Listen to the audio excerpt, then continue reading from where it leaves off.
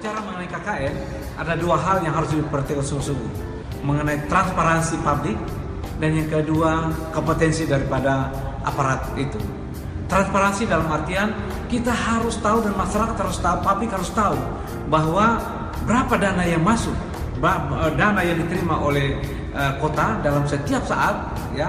Kemudian juga pengeluaran harus transparansi. Kemudian APBN juga harus dijelaskan kepada masyarakat, dan masyarakat harus punya akses untuk itu.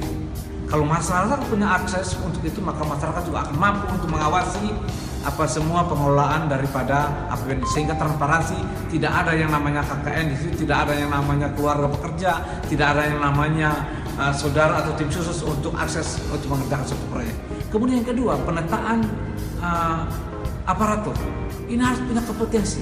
Untuk mengetahui kompetensi ini, kita harus memastikan bahwa orang yang duduk di situ adalah orang-orang yang punya kompetensi. Nah, untuk mengetahui anak itu atau orang tersebut punya kompetensi, perlu ada tim untuk menilai mereka. Entah itu dari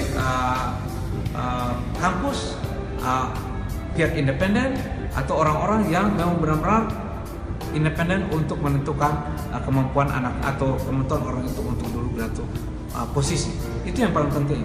Karena kalau itu tidak dipakai atau tidak dipakai, maka nanti akan masuk keluarga, masuk tim sukses, masuk orang-orang yang sebenarnya tidak kompetensi. Akhirnya masyarakat atau harapan kita untuk kota yang lebih bagus itu tidak akan ada. Yang akhirnya KKN akan muncul di sana.